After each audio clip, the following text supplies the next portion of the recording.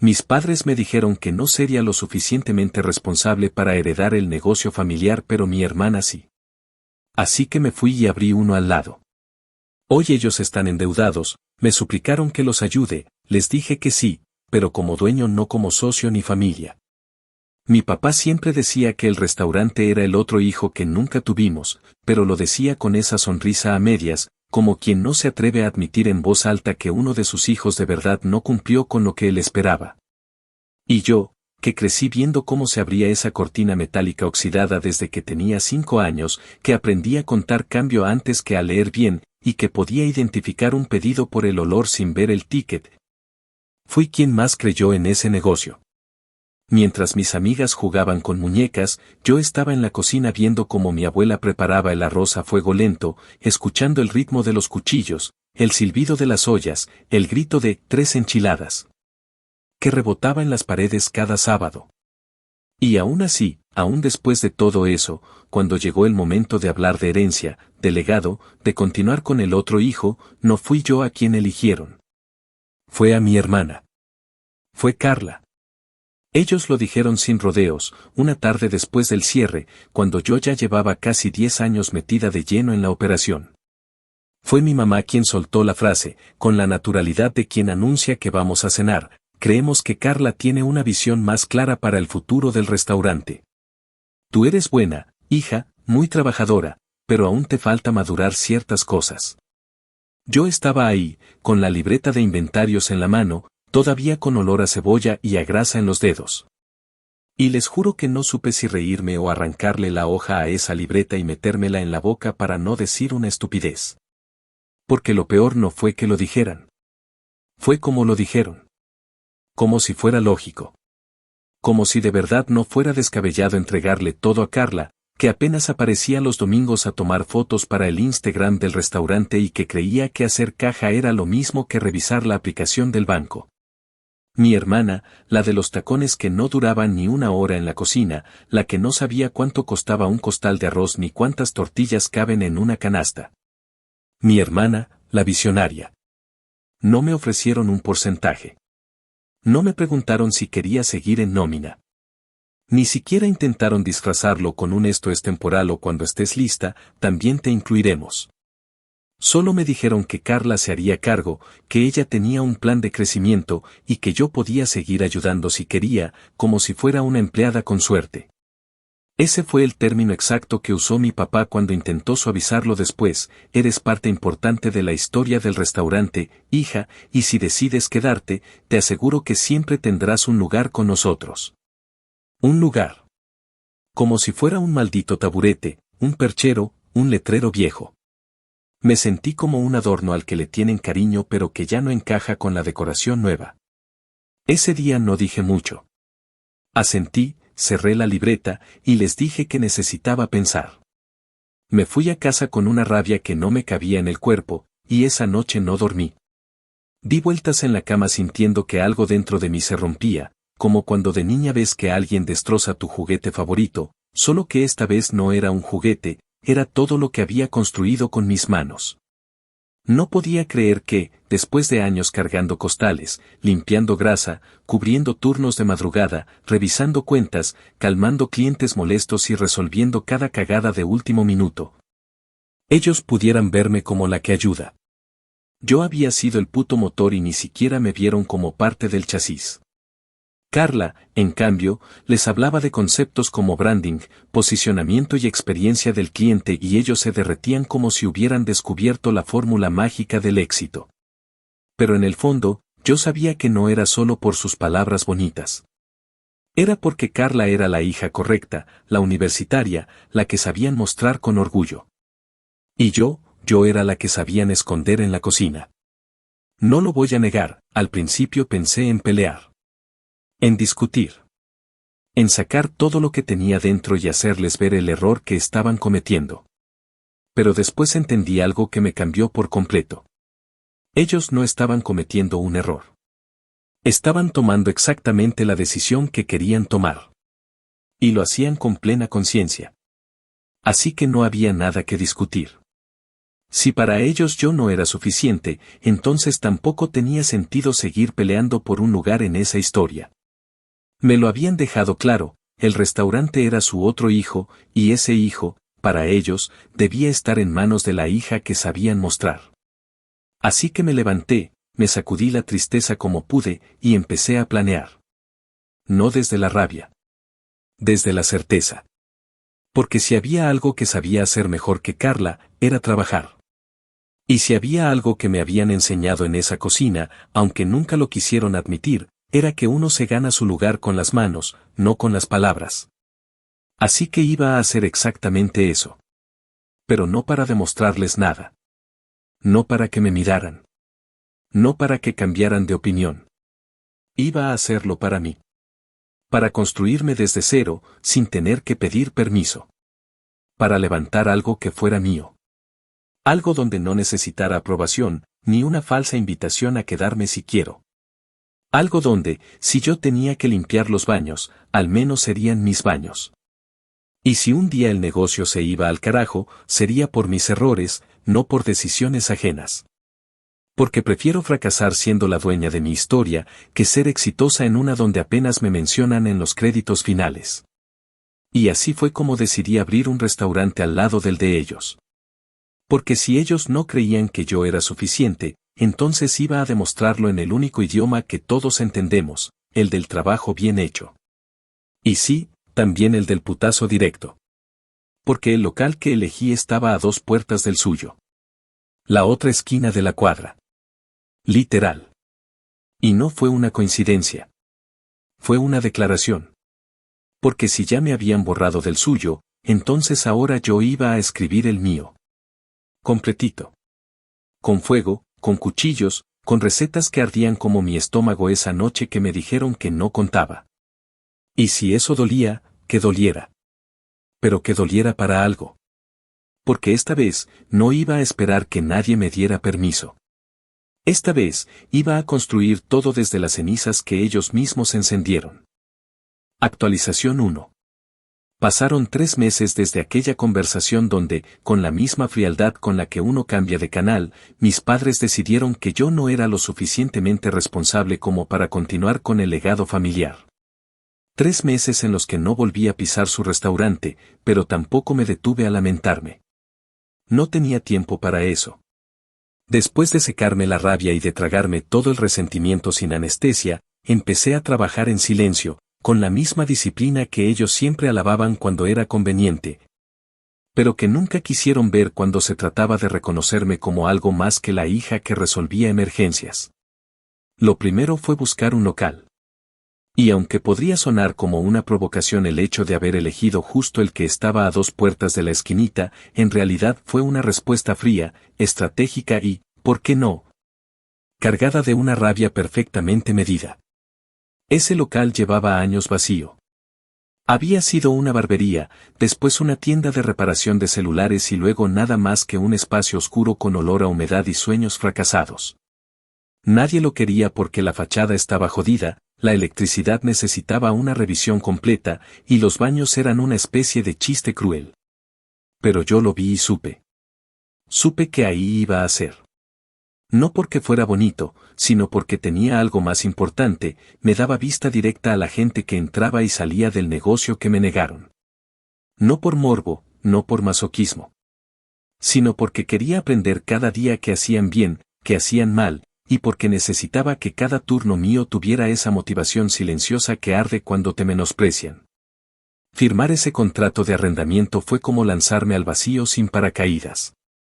No tenía un fondo de inversión. No tenía un grupo de socios. No tenía una familia que me dijera nosotros creemos en ti, hija. Lo único que tenía era una cuenta de ahorros que había ido construyendo a punta de jornadas dobles, de propinas mal distribuidas y de años enteros sin vacaciones. Liquidé mi coche. Saqué un crédito pequeño con un banco comunitario que apenas me lo aprobó después de revisar cada centavo de mis finanzas. Y empecé. Primero con las cosas que podía hacer yo misma, pintura, limpieza profunda, demolición de los muros internos que estorbaban, arreglo de lámparas y remoción del piso viejo que estaba tan suelto que parecía alfombra. Mis amigos me ayudaron con jornadas de 6, 7, hasta 10 horas. Les pagué como pude, con comida, con cerveza, con promesas que pensaba cumplir algún día. Me arremangué, me llené de polvo, me partí las uñas, y terminé cada noche con el cuerpo hecho mierda y el alma cargada de propósito. No tenía plan B. O esto funcionaba, o yo quedaba en la calle. Y si algo me ha enseñado la vida es que no hay nada más peligroso que una mujer a la que ya no le queda nada que perder. Después vino la parte más dura, la cocina. No podía permitirme comprar equipo nuevo, así que recorrí subastas, ventas de liquidación, páginas de segunda mano, y conseguí una plancha que parecía haber sobrevivido a la guerra, un horno que tenía más años que yo. Y un refrigerador que hacía un ruido espantoso pero que enfriaba como demonio. Lo mandé a limpiar a fondo y lo pinté yo misma con spray de acero inoxidable para que al menos no diera lástima. Mandé a imprimir el nombre que ya tenía en mente desde que empecé a planear todo esto, la otra esquina. Y sí, lo elegí sabiendo perfectamente lo que implicaba. Era una provocación directa, un recordatorio de que yo estaba aquí porque me empujaron a irme. Un nombre que, para cualquiera con 2 dedos de frente, era una declaración abierta de que no me había ido en paz, de que no me habían echado, de que me habían subestimado. Y que eso había sido el peor error de sus vidas. El día que puse el aviso de próxima apertura en la vitrina, bastó 1 hora para que el rumor llegara hasta la esquinita. A media tarde, Carla se paró frente al local. No entró. No tocó. Solo se quedó ahí, de brazos cruzados, con esa cara de arrogancia contenida, como si se sintiera dueña del bloque entero. La vi desde adentro. Estaba agachada lijando una mesa, con el sudor bajándome por la espalda, y la miré a través del vidrio sucio. No hice ningún gesto. No me moví. Ella tampoco. Se quedó un par de minutos y luego se fue caminando como si le pesara el culo de tanto ego. 2 horas después, mi mamá me mandó un mensaje largo, lleno de signos de exclamación y palabras como deslealtad, vergüenza y familia. Me acusó de querer dividir. Me reclamó por no consultarles. Dijo que era una puñalada en la espalda. Que cómo podía hacerle eso a mi hermana. Le respondí con una sola línea, así como ustedes me lo hicieron a mí, nada más que esta vez lo estoy haciendo con trabajo, no con desprecio. No me volvió a contestar. Los primeros días fueron una locura. Cuando abrí finalmente, no tenía ni siquiera un menú impreso en condiciones. Lo escribí a mano en una pizarra mientras aún olía a pintura. Ofrecí lo básico, tacos, enchiladas, un guiso del día, café fuerte y pan dulce. Nada más. Nada de platos con nombres extravagantes. Nada de presentaciones para Instagram. Solo comida caliente, porciones generosas y atención con huevos. Me ayudaba Camila, una amiga de toda la vida que había renunciado a su trabajo en un food truck porque la trataban como trapo. Entre las dos sacábamos los pedidos, lavábamos los platos, armábamos las órdenes para llevar y servíamos en las mesas. No teníamos sistema digital. No teníamos punto de venta moderno. Solo una caja registradora de segunda y una libreta donde anotábamos todo. Pero la gente vino. Oh, sí que vino. Clientes que me conocían de años. Gente del barrio. Viejos que me recordaban corriendo entre las mesas cuando era niña. Y muchos nuevos que llegaban por pura curiosidad. Alguien dijo en voz alta, el primer sábado, este es el restaurante de la hija que se fue. Y alguien más respondió, no se fue. La mandaron a la chingada. Y miren cómo volvió. Esa noche, después de cerrar, conté la caja y lloré. No porque fuera una fortuna. No porque estuviera salvada. Lloré porque esa fue la primera vez en mi vida que sentí que todo lo que había hecho tenía sentido. Que cada minuto tragándome el orgullo, cada madrugón, cada herida, cada palabra humillante, había servido para algo. Me acosté en un colchón inflable que había instalado al fondo del local, porque no tenía dinero para pagar renta en otro lugar todavía, y dormí con la espalda rota, pero con el alma en paz. Al día siguiente, llegó el primer intento de sabotaje. Una inspección sorpresa, supuestamente de rutina, aunque todos sabemos que esas cosas no pasan por arte de magia. El tipo fue amable, pero se notaba que iba con la idea de encontrar cualquier mierda para cerrarme. Revisó todo. Abrió congeladores. Miró debajo de las mesas. Revisó los drenajes. Y no encontró nada. Ni una sola falla. Me felicitó por la limpieza y se fue con cara de fastidio. Yo me limité a tomar una foto del informe y se la mandé a Carla con una nota que decía, gracias por la preocupación. Todo en orden. Saluditos. Y así empezó todo.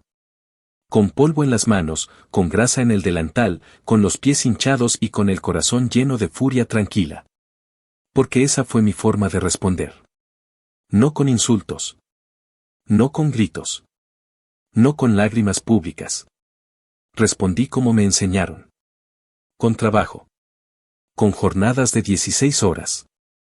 Con sudor. Con ollas hirviendo y tortillas calientes. Con el ruido de la plancha como banda sonora de una venganza lenta y elegante. Una venganza que apenas estaba comenzando. Porque si creyeron que me iba a conformar con abrir un restaurante al lado, no sabían lo que era capaz de hacer cuando por fin me soltaba de las cadenas que ellos mismos me habían puesto. Actualización 2. Habían pasado ya poco más de 4 meses desde la apertura de la otra esquina y, aunque todo seguía siendo una batalla diaria contra el cansancio, el papeleo, los gastos inesperados y el miedo que uno nunca confiesa pero siempre carga, la verdad era que el negocio estaba empezando a respirar por sí solo. Ya no me despertaba con el corazón en la garganta pensando en si iba a vender lo suficiente para cubrir la nómina o si la refrigeradora vieja iba a morirse de un infarto a mitad del servicio. No. Ahora empezaba a pensar en cómo mejorar la carta, en qué días podía dar almuerzos comunitarios, en si podía contratar a alguien más que nos ayudara con los turnos pesados del fin de semana. Era un crecimiento lento, pero honesto. Orgánico. Construido desde la tripa. Y eso se sentía. Los clientes lo notaban. Llegaban no solo por la comida, sino por el ambiente, por el trato, por esa sensación de estar entrando a un lugar donde no eras un número en la fila, sino alguien a quien se le servía con respeto. Aunque el plato costara $6.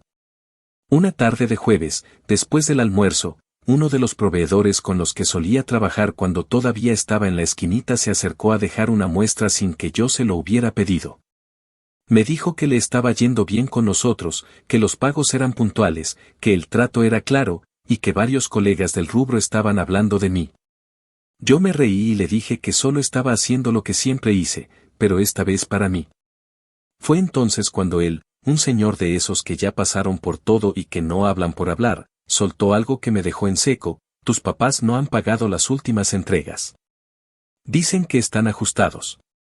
Que Carla está reorganizando los gastos, pero no sueltan ni un centavo desde hace más de un mes. Yo no dije nada, pero me senté en la barra cuando se fue y me quedé mirando mis propias manos durante un buen rato. Porque ahí, en esa frase tan sencilla, empecé a darme cuenta de lo que estaba pasando. No fue un único comentario.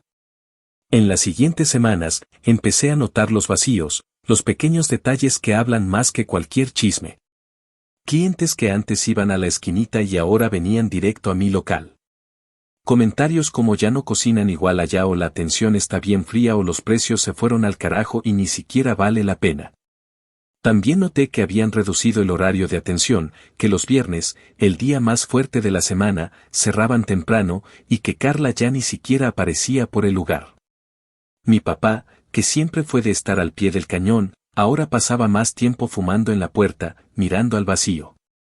Y mi mamá, bueno, mi mamá hacía lo que siempre hacía cuando algo no salía como quería: culpar a los demás.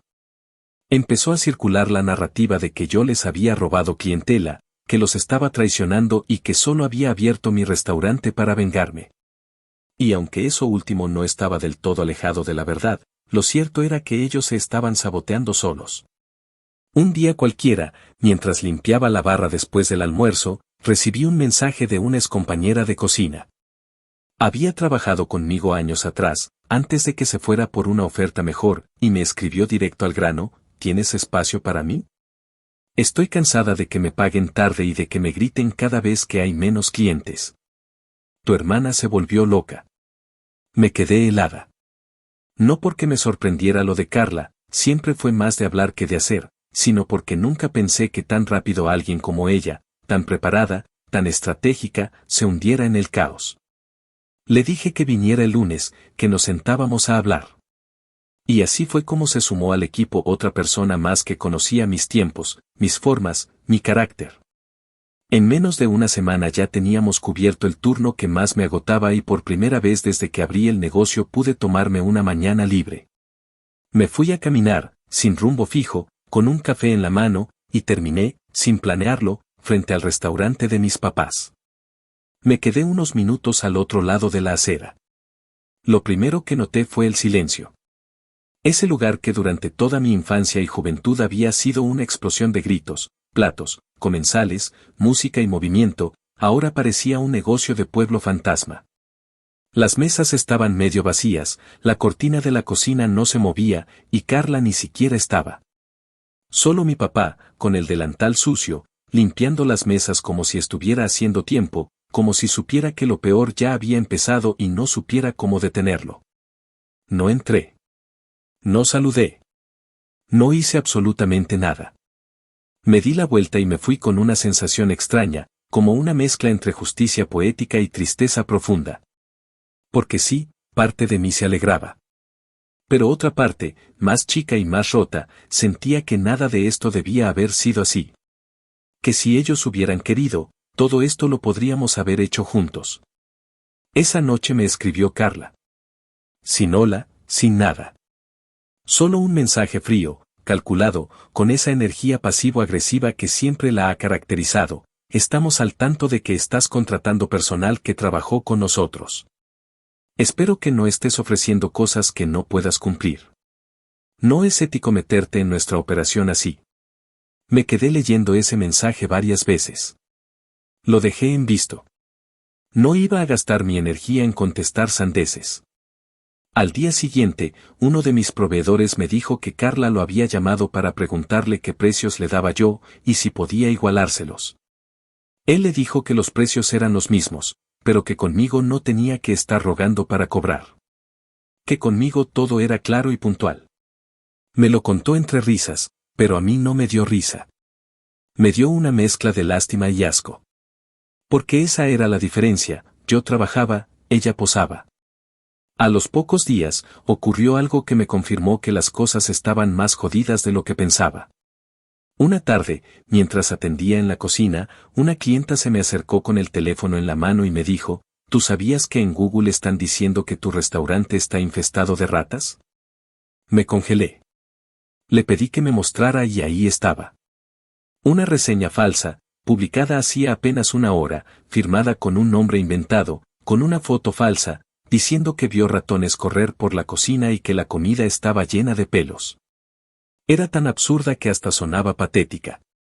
Pero el daño estaba hecho. Sabía perfectamente quién estaba detrás. Nadie más tendría el descaro y la mezquindad. Me senté frente a mi laptop esa noche, reuní las fotos de la última inspección, los certificados de fumigación, las reseñas de clientes reales, y escribí una respuesta pública tan detallada, tan calmada y tan contundente, que hasta el mismísimo inspector de sanidad me escribió al día siguiente para felicitarme por la manera en que manejé la situación. Pero lo mejor vino después. Porque esa clienta que me advirtió, esa misma que me mostró la reseña falsa, volvió 2 días después con su esposo, sus hijos y su suegra. Me abrazó al entrar y me dijo, aquí es donde se come de verdad. Y esa fue la victoria más grande de esa semana, que ni siquiera las mentiras más baratas pudieron manchar lo que yo estaba construyendo. Porque cuando haces las cosas desde la verdad, ni los ataques más cobardes logran derrumbarte. Y fue ahí, exactamente ahí, cuando me di cuenta de algo que me cambió la perspectiva por completo. No solo me estaban subestimando. Me estaban temiendo. Porque para que alguien como Carla, que se cree por encima de todo el mundo, se rebaje a inventar pestes sobre mí, es porque ya sintió en la piel lo que significa perder algo que creía suyo por derecho. No es solo que mi restaurante estuviera yendo bien. Es que el suyo se estaba cayendo a pedazos. Y lo mejor, o lo peor, según quien lo vea, es que ni siquiera necesitaba empujar. Ellos solitos lo estaban haciendo. Yo solo me había encargado de hacer lo mío, todos los días, sin pedir permiso y sin mirar atrás. Pero a veces, cuando uno trabaja con tanta rabia acumulada, sin quererlo se vuelve un espejo incómodo. Y nadie quiere ver lo que ellos mismos destruyeron reflejado tan cerca. Mucho menos si esa imagen tiene éxito, tiene nombre propio y, para colmo, está justo al lado. Actualización 3. Había pasado ya más de medio año desde que abrí la otra esquina, y aunque todavía no me permitía relajarme por completo, porque emprender un negocio desde cero no es como esas historias bonitas que cuentan en redes, donde todo es éxito tras éxito y selfies felices frente a un letrero luminoso, por primera vez sentí que las cosas empezaban a encontrar su ritmo. Había aprendido a leer la demanda de cada día con una precisión casi quirúrgica, a planificar la compra de ingredientes sin que sobrara ni faltara, y a organizar a mi pequeño equipo como si fuéramos una brigada de guerra, con códigos, miradas y silencios que decían más que 100 palabras. Ya no me pasaba las noches en vela haciendo cuentas con una calculadora vieja y el corazón acelerado, ni me despertaba pensando si la plancha aguantaría otro mes sin morirse. De alguna manera, todo eso había empezado a calmarse. Y justo en ese momento de relativa estabilidad, cuando pensaba que al menos podía sostenerme sin miedo, me enteré de la verdad que venía cocinándose en silencio al otro lado de la cuadra. El restaurante de mis padres estaba en ruinas. Y esta vez no lo supe por chismes ni por deducciones, me lo dijo él. Mi papá. Era un viernes al mediodía, uno de esos días en que la fila para entrar ya empezaba a formarse a las 11:30. Estábamos llenos. La cocina a tope. La plancha rugiendo. El calor apretando desde el techo. Y entre el ruido, el olor a guiso, y el eco de los platos, lo vi entrar. Mi papá. Con la cara apagada, la camisa mal planchada, y el paso de alguien que viene con una piedra en el estómago. No saludó con alegría, no sonrió ni trató de ocultar lo que traía encima. Solo esperó a que terminara el servicio del turno fuerte, se sentó en una de las mesas del rincón, y cuando por fin me pude acercar, me dijo con voz baja, casi rendida, necesitamos hablar. Me quedé mirándolo un segundo, preguntándome en qué punto exacto de toda esta historia se había desdibujado tanto, pero no dije nada. Me senté frente a él, me quité el delantal, y esperé. Lo primero que soltó fue que Carla había cometido un error grave. Había sacado un préstamo para invertir en el restaurante, pero el dinero no había ido a mejoras ni a proveedores ni a salarios. Se había ido en campañas de publicidad mal manejadas, en un rediseño de marca que solo sirvió para confundir a los clientes habituales. Y en un horno italiano carísimo que nadie sabía usar y que terminó convertido en un adorno inútil. Cuando quiso reaccionar, ya estaba ahogada. Los pagos se atrasaron. El casero comenzó a amenazar con subir la renta. Los proveedores dejaron de confiar. Los meseros renunciaron. Y lo peor, los clientes se fueron. No por mí, aclaró. No por lo que yo había construido. Sino por todo lo que ellos habían destruido solos. Porque el restaurante ya no era el mismo. Porque ya no tenía alma. Porque nadie quiere pagar $15 por una enchilada fría servida por alguien que ni siquiera te mira a los ojos. Me lo dijo todo así, sin rodeos, con los ojos clavados en la taza de café que yo le había servido. Cuando terminó de hablar, hubo un silencio largo. Yo no dije nada. Porque no sabía qué decir. No era la primera vez que él me buscaba cuando las cosas le explotaban en la cara, pero sí era la primera vez que no traía encima ni soberbia ni excusas. Y entonces lo soltó, queremos que nos ayudes. Tú sabes cómo levantar esto. Nadie más puede. Esa frase me sacudió, pero no por lo que decía. Me sacudió porque por fin, después de años de hacerme sentir invisible, admitía que yo era necesaria. No valiosa. No querida. Necesaria. Y eso, aunque no era lo que siempre soñé escuchar, era lo más cerca que iba a estar jamás de una disculpa. Aún así, no se me ocurrió regalarle compasión. Me tomé unos segundos antes de contestar, Porque si algo tenía claro era que este era el momento que había estado esperando desde que me echaron a un costado como si fuera un adorno viejo. No podía apresurarme. No podía hablar desde la emoción. Así que lo miré de frente, y le respondí con la voz más serena que logré sacar: ¿puedo ayudarte? Sí. Pero no como hija. No como hermana. No como parte de la familia. Puedo ayudarte como dueña. Nada de sociedad. Nada de condiciones. Nada de apellidos. Si yo pongo dinero, esfuerzo o conocimientos, lo haré para tener el control absoluto. El restaurante pasa a ser mío. Tú y mamá se van. Carla no se acerca. Yo dirijo, yo decido, yo firmo. Si eso les sirve, hablamos. Si no, lo siento. Su cara se contrajo. Como si le acabara de clavar un cuchillo. Me dijo que eso era humillante. Que cómo podía hablarle así. Que no éramos enemigos. Pero yo solo le respondí con algo que había estado guardando desde hace meses: ¿te acuerdas cuando me dijiste que yo no era lo suficientemente responsable? Bueno. Pues ahora lo soy. Y la responsabilidad duele, ¿no? Se quedó callado. No me insultó. No se levantó. Solo asintió muy despacio, se acabó el café frío de un trago, y me pidió un día para pensarlo. Yo le dije que no había prisa. Que mi oferta no iba a moverse. Que si de verdad necesitaban ayuda, ya sabían cómo contactarme. Se levantó y se fue sin mirar atrás. Me quedé ahí sentada un rato largo, escuchando el bullicio del restaurante, sintiendo como el calor me subía por el cuello, y preguntándome cuándo había llegado a convertirme en alguien tan dura. Pero no me arrepentí. Porque si algo había aprendido, era que la familia que solo te acepta cuando le sirve, no es familia. Es una deuda eterna. Y yo ya había pagado de más. Los días siguientes fueron extraños. Mi mamá no me habló, pero supe, por una de las clientas que aún frecuentaba ambos lugares, que estaba furiosa. Que decía que yo era una aprovechada, que me creía la gran cosa y que había dejado que el dinero me cambiara. Me dio risa, porque en el fondo sabía que lo que realmente le dolía no era mi actitud, sino el hecho de que yo hubiera logrado todo sin su bendición. Porque mi mamá siempre creyó que el éxito tenía que pasar por su filtro. Y yo, sin pedirle permiso, había demostrado que no lo necesitaba. No supe de Carla por varios días, hasta que una noche llegó a mi restaurante, sola, con la cara pálida y los ojos rojos. Yo estaba en la cocina, pero me avisaron que estaba ahí y salí con el corazón latiendo fuerte. Me miró desde la entrada y no dijo nada. Solo me preguntó si tenía tiempo para hablar. Le dije que no en ese momento, que estaba trabajando, como siempre, como cuando ella aún no se ensuciaba las manos. Me pidió que por favor no les quitara el restaurante. Que ya estaban hablando con otros posibles socios. Que podían levantarlos si les daba un poco de tiempo. Que no los hundiera así.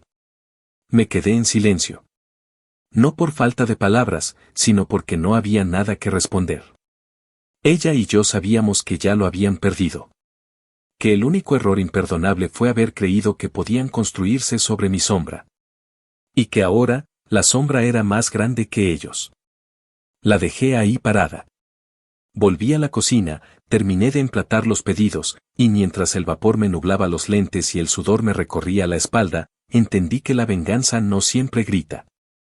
A veces se sirve en silencio. En forma de un restaurante lleno. De empleados que te respetan. De cuentas al día. De una clientela que te busca por nombre propio. Y, sobre todo, de una familia que ahora sabe que perdió a la única persona que realmente sostuvo todo eso por años sin pedir nada. Hasta que dejó de pedir. Y empezó a cobrar. Actualización 4.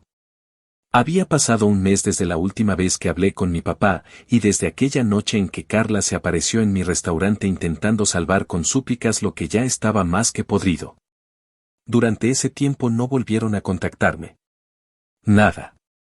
Ni un mensaje. Ni una llamada. Ni siquiera un intento de llegar a un acuerdo. Solo silencio. Pero ese tipo de silencio que no es paz, sino espera.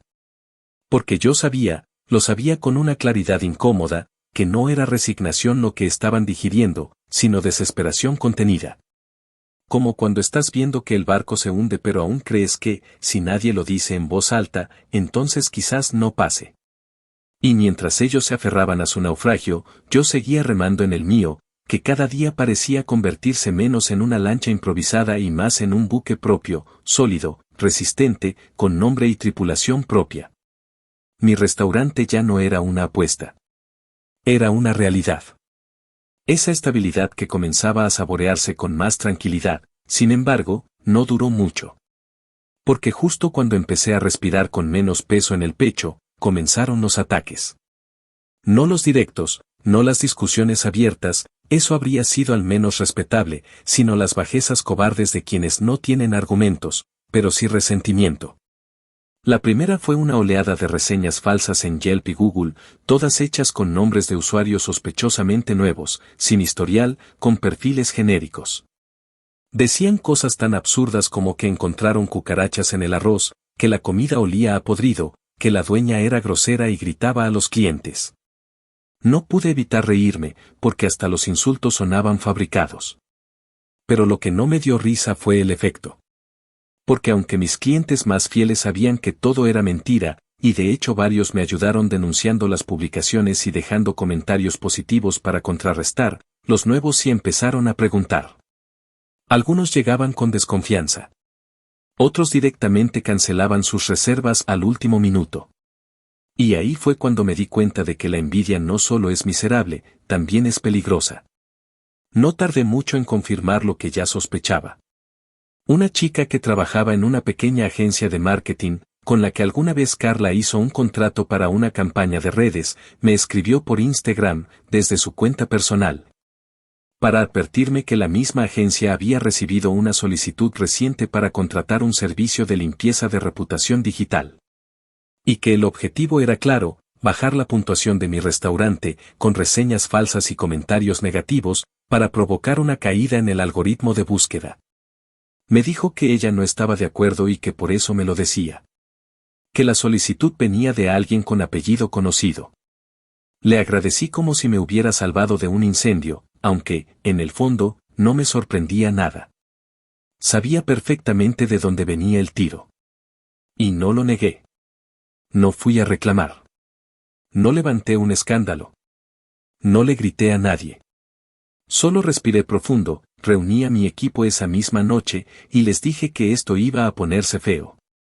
Que no era una guerra de comida, sino de narrativa.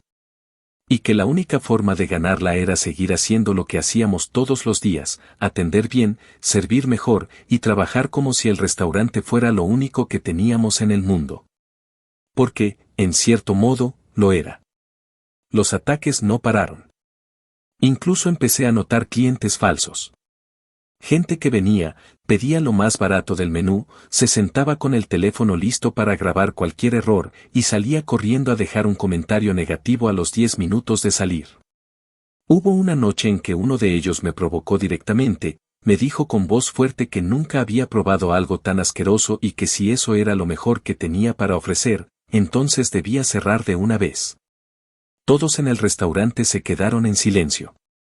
Me acerqué con calma, le pedí que me mostrara el plato, que me dijera que le molestaba, y por supuesto, estaba vacío. Se lo había comido todo.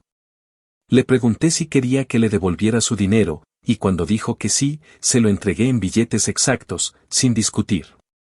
Pero antes de que se fuera, me le quedé viendo de frente y le dije, dígale a quien lo mandó que si quiere ver cómo se trabaja de verdad, que venga él. No mande idiotas con celular. El tipo tragó en seco, murmuró algo y salió apurado. Mis cocineros aplaudieron. Pero yo no me reí. Porque en el fondo, lo único que sentía era cansancio. Esa misma semana, recibí una visita inesperada, el casero del local de mis padres. Nunca habíamos hablado más allá de un par de saludos cordiales, pero esa vez entró con expresión seria y pidió hablar conmigo a solas. Me contó, sin rodeos, que la esquinita llevaba 3 meses sin pagar renta completa. Que primero fue por una remodelación, luego por un problema con los bancos y al final ya ni siquiera respondían los correos. Me preguntó si sabía algo, si pensaba que iban a cerrar, si estaba interesada en quedarme con el espacio si se liberaba. Yo solo asentí. Le dije que lo pensaría. Que me avisara si se formalizaba el desalojo. Me agradeció y se fue. No fue una conversación larga, pero el peso que dejó fue inmenso. Porque ese fue el primer aviso real, oficial, tangible, de que el final de ellos estaba más cerca de lo que imaginaban. Y que mi oportunidad de ponerle un punto final a toda esa historia se estaba formando justo frente a mis ojos. 2 días después, me encontré con mi papá de casualidad en el supermercado. Estaba comprando arroz y huevos. Llevaba una bolsa de tela deshilachada y la misma camisa que usaba en el restaurante desde que tengo memoria. Me vio y bajó la mirada. Yo no lo saludé. Él se acercó solo, con ese andar lento de quien ya no tiene fuerzas para fingir dignidad, y me dijo que estaban mal. Muy mal. Que Carla se había encerrado en sí misma, que mi mamá estaba furiosa con todos, y que los proveedores ya no confiaban ni en promesas ni en pagarés. Me pidió que si todavía estaba en pie mi oferta. Yo le dije que sí, que nunca la retiré, pero que los términos seguían siendo los mismos. Nada de sociedades. Nada de nombres compartidos. Yo pongo todo. Pero no quiero ni una opinión, ni una sugerencia, ni una presencia. Si quieren salvar algo, lo hacen entregándolo todo. O se hunden como lo están haciendo hasta ahora. Él no me discutió. No lloró. No me hizo chantaje. Solo asintió con la cabeza, me dio las gracias con una voz que apenas se escuchaba, y se fue.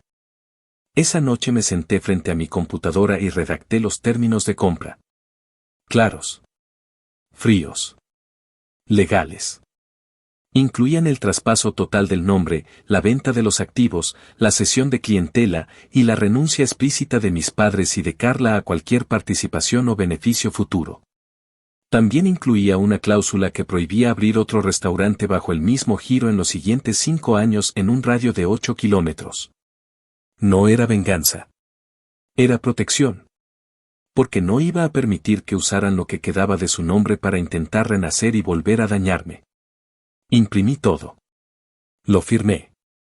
Y se los envié por correo físico y por PDF. No había espacio para la ambigüedad. Ni para los lo vamos hablando. Durante 2 semanas no recibí respuesta. Pero entonces, una mañana, a las 7 en punto, antes de que abriera mi local, tocaron la puerta. Era mi papá. Venía solo. Con los papeles firmados. Me dijo que no leyera nada ahí mismo. Que solo quería entregarlos y que si algún día podía perdonarlo, lo hiciera sin apuro. Le dije que ya lo había perdonado, pero que eso no cambiaba nada. Porque una cosa es perdonar y otra muy distinta es olvidar quién te hundió mientras tú nadabas por los dos. Me dio un abrazo sin apretarme. Me dijo cuídalo y se fue. Y así, sin más, la otra esquina se volvió dueña también de la esquina original. No porque yo lo soñara así, sino porque ellos me empujaron hasta convertirme en lo que temían, en la hija que no solo fue suficiente, sino que fue mejor. Más fuerte. Más real. Y más dueña de todo lo que alguna vez me negaron. Actualización 5. Había pasado un mes desde que firmamos los papeles y desde que, oficialmente, el restaurante donde crecí, el mismo que me negaron sin pestañear, me pertenecía. No en teoría. No en espíritu.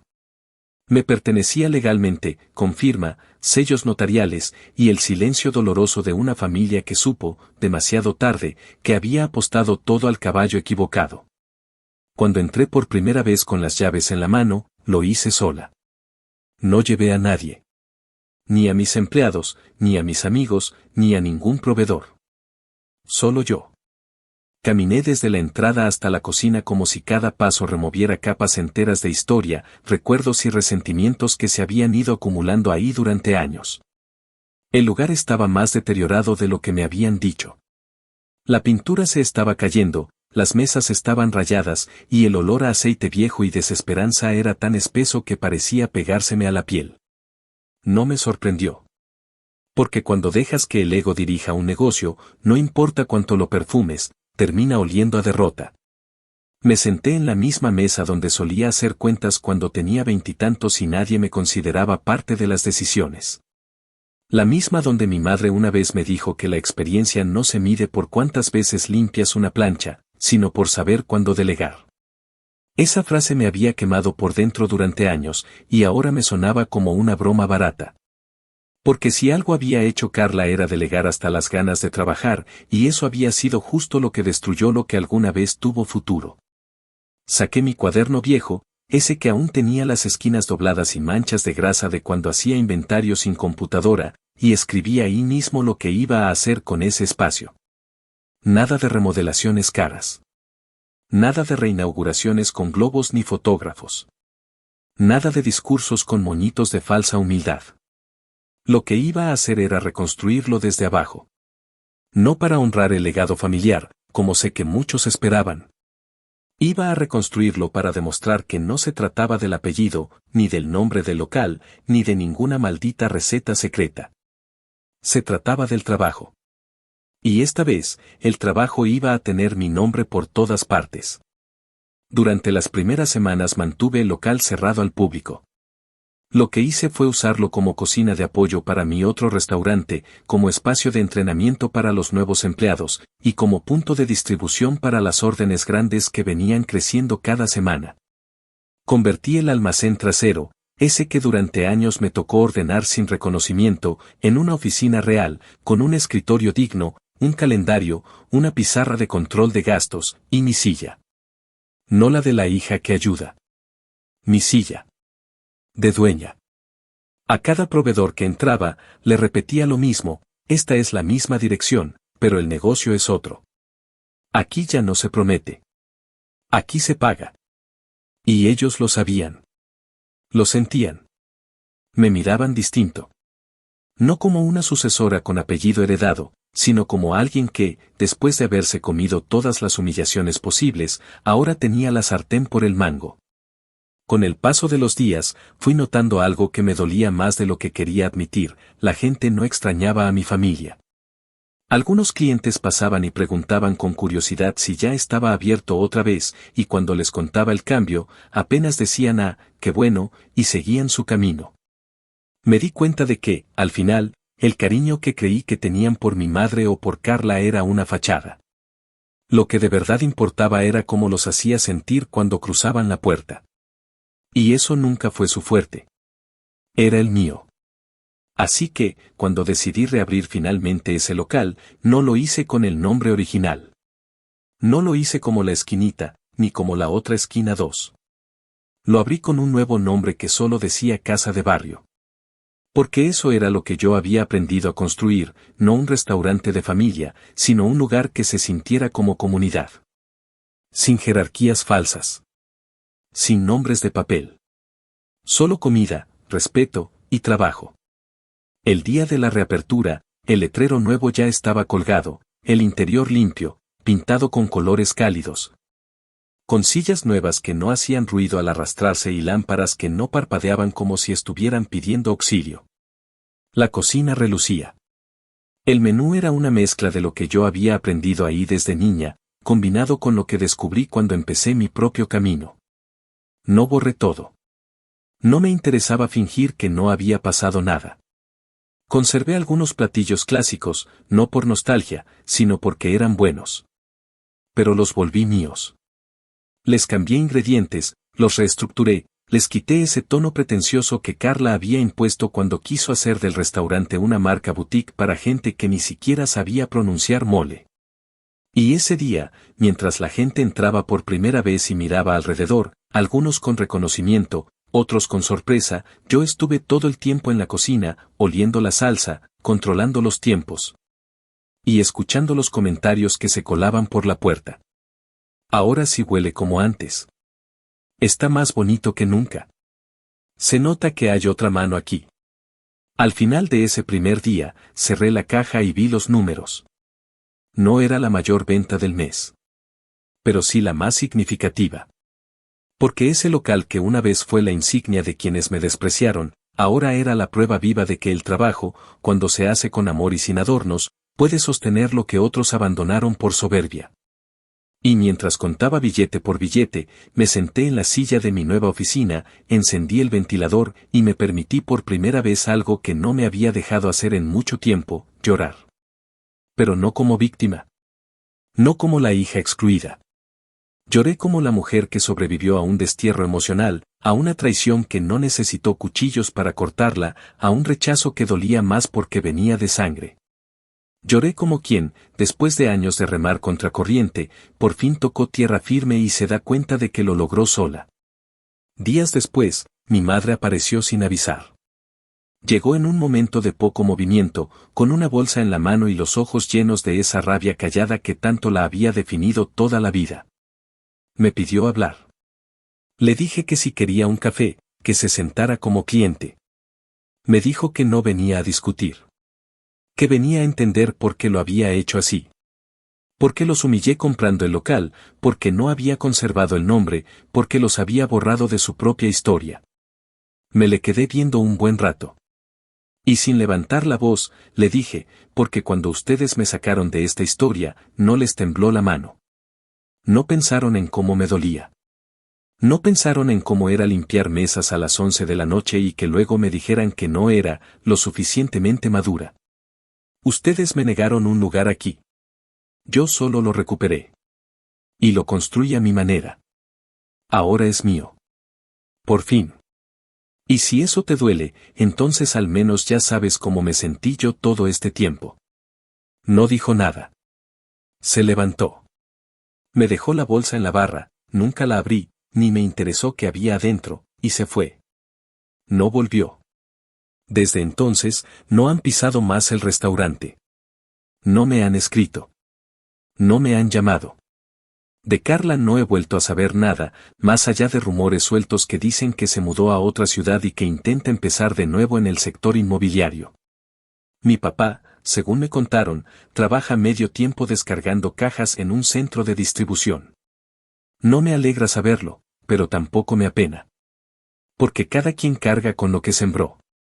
Y yo sigo levantándome cada mañana, abriendo mis 2 locales, caminando entre mesas, saludando a clientes y escuchando a los cocineros bromear con música de fondo.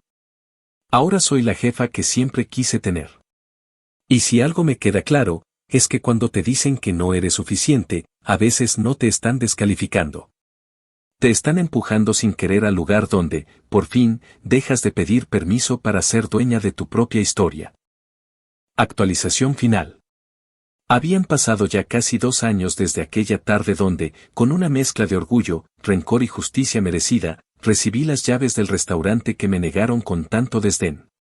2 años donde pasé de ser la hija descartada, la que no merecía la responsabilidad de continuar el legado familiar, a convertirme en la propietaria de 2 locales en funcionamiento, sostenidos no por discursos, ni por un apellido, ni por promesas vacías, sino por la constancia feroz de quien trabajó desde la cocina, desde el barro, desde la maldita oscuridad que nadie reconoce.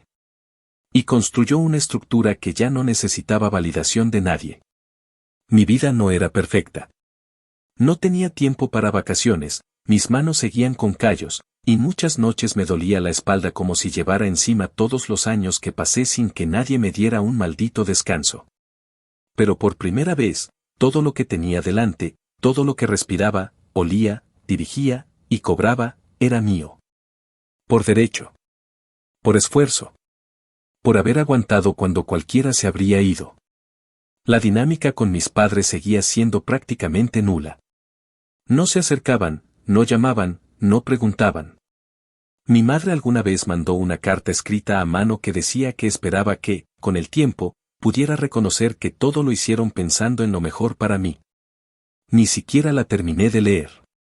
La guardé en una caja con otros recuerdos que no necesito revisar para saber que siguen ahí, la libreta donde llevaba anotadas las compras del restaurante a los 17.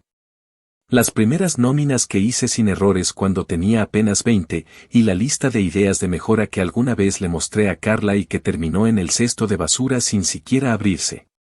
Mi papá, por otro lado, me había escrito una vez, solo una, para decirme que me felicitaba. Fue breve. Escueto. Frío. Pero lo hizo. Y en su forma torpe, sé que fue su manera de decir, la cagamos. Tú tenías razón. No respondí. No necesitaba hacerlo. Porque a esas alturas ya no me interesaba reconstruir ningún vínculo. Lo que se rompe por desinterés se puede remendar. Pero lo que se rompe por desprecio consciente no tiene vuelta atrás. Casa de barrio, el local que antes fue la esquinita, se volvió más que un restaurante. Se volvió un espacio donde la gente llegaba a trabajar, a estudiar, a comer, a vivir. Puse mesas comunitarias los domingos, clases gratuitas de cocina básica para estudiantes que apenas se sostenían, y organicé cenas a puerta cerrada para madres solteras que necesitaban un respiro. Lo hice no para sentirme buena, sino porque sabía perfectamente lo que se siente estar sola y tener hambre, en todos los sentidos. Nunca olvidé cómo me sentí el día que me dijeron, sin una pizca de vergüenza, que no era lo suficientemente madura. Que no me veían capaz de sostener un negocio. Que preferían apostarle todo a una hermana con más diplomas que agallas. Así que ahora, cada cosa que hacía, cada decisión, cada espacio que construía, era también un acto de redención interna. No por ellos. Por mí. La otra esquina, mi primer local, seguía firme, estable, con clientela constante y empleados que ya eran como familia. Había logrado lo que parecía imposible al principio, abrir dos frentes, sin perderme a mí misma en el proceso.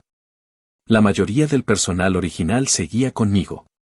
Y no porque los retuviera con promesas falsas, sino porque sabían que aquí nadie los iba a tratar como desechables. Cada bono que pude dar, lo di.